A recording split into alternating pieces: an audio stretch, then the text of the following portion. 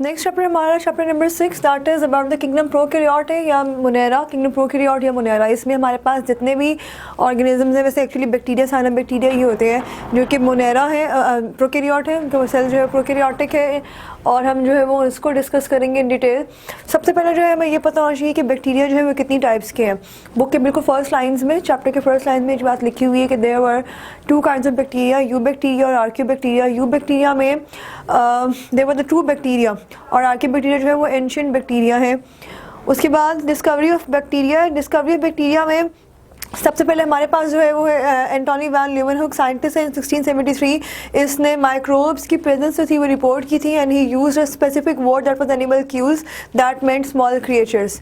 उसके बाद Louis pastor ने जो है माइक्रोबायोलॉजी मेडिसिन की फील्ड में काफ़ी काम किया और उसमें जो है वो इसकी 3 जो मेजर कॉन्ट्रीब्यूशंस हैं वो ये हैं कि उसने वैक्सीन डिज़ाइन की for anthrax, for cholera and rabies. उसके अलावा जो है पास्चराइजेशन प्रोसेस में जो है उसका बहुत हाथ है। पास्चराइजेशन प्रोसेस क्या होता है कि हम जो है वो टेट्रा पैक्स को एक सर्टेन टेम्परेचर तक हीट करते हैं, उसके बाद रैपिडली कूल डाउन कर लेते हैं। उसकी वजह से जितने भी ऑर्गेनिजम्स हैं, कि उसके माइक्रो ऑर्गेनिज्म मौजूद हैं, जर्म्स वगैरह मौजूद हैं, वो इतने हाई टेम्परेचर पर जाने के बाद एकदम से कूल डाउन करेंगे तो दे गेट किल्ड, ख़त्म हो जाते हैं। उसके बाद हमारे पास है थर्ड है फर्मेंटेशन इंडस्ट्री। फर्मेंटेशन इंडस्ट्रीज़ में भी जो है वो लुइस पास्टर का काफ़ी हाथ है, काफ़ी जो है उसने हेल्प किया इस हवाले से भी। Next we are having Robert Koch. Robert Koch ने फॉर्मुलेट की थी जर्म थ्योरी ऑफ डिजीज़, और जर्म थ्योरी ऑफ डिजीज़ हमें किस तरह से फॉर्मुलेट की थी। उसने सबसे पहले आइसोलेट किए थे रॉड शेप बैक्टीरिया जिनको बैसिलाई कहते हैं from a blood of sheep. Blood से जो है वो उसने आइसोलेट किए, शीप के ब्लड से, और वो कौन सी शीप थी, दैट हैड डाइड ऑफ एंथ्रॉक्स। ऐसी शीप जो कि एंथ्रॉक्स से जो है वो उसकी डेथ हो गई थी, उसके ब्लड से आइसोलेट किए bacteria. So that was how he also reported the presence of microorganisms. तो माइक्रो ऑर्गेनिजम्स में जो है वो उसने बैक्टीरिया की प्रेजेंस को जो है वो कंफर्म किया। उसके बाद जो है इसके पोस्टुलेट्स लिखे हुए हैं। फर्स्ट पोस्टुलेट जो है मैं बुक से रीड कर रही हूँ।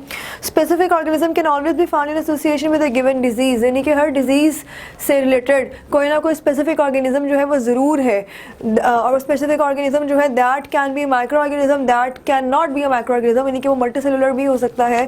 लेकिन इन दैट केस वो पैरासाइट्स वाला सारा जो है वो आपके पास एक प्रोसेस आ जाता है, लेकिन हम जो है फोकस कर रहे हैं माइक्रो ऑर्गेनिजम्स। सो सेकेंड हमारे पास आता है that organism can be isolated and grown in pure culture in the laboratory. जो भी ऑर्गेनिज्म है उसको आप आइसोलेट कर सकते हैं, यानी कि अलग कर सकते हैं फ्रॉम द इन्फेक्टेड पर्सन, जिस तरह यहाँ पे जो है वो आइसोलेशन हुई। और उसके अलावा आप उसको जो है वो कल्चर भी कर सकते हैं, कल्चर मतलब ग्रो करवाना in the laboratory. Then third we are having the pure culture will produce a disease when inoculated into susceptible animal।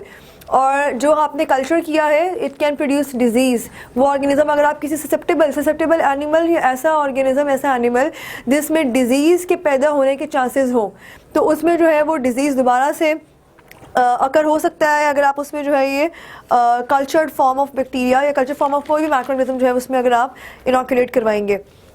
Fourth है it is possible to recover the organism in pure culture from experimentally infected animal. अगर एक animal जो है वो infected हो चुका है, experimentally infected है, तो आप उससे वापस जो है वो कल्चर रिकवर कर सकते हैं और वापस जो है उसको अपने पास रख सकते हैं।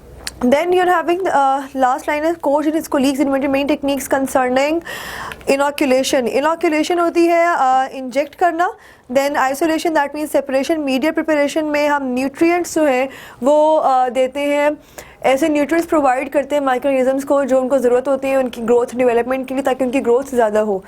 And maintenance of pure cultures and preparations of slides for microscopic examinations, preparations of specimens लिखा हुआ है, यानी कि आप इसमें स्लाइड्स बनाते हैं माइक्रोऑर्गेनिजम्स को जो है वो स्टडी करने के लिए।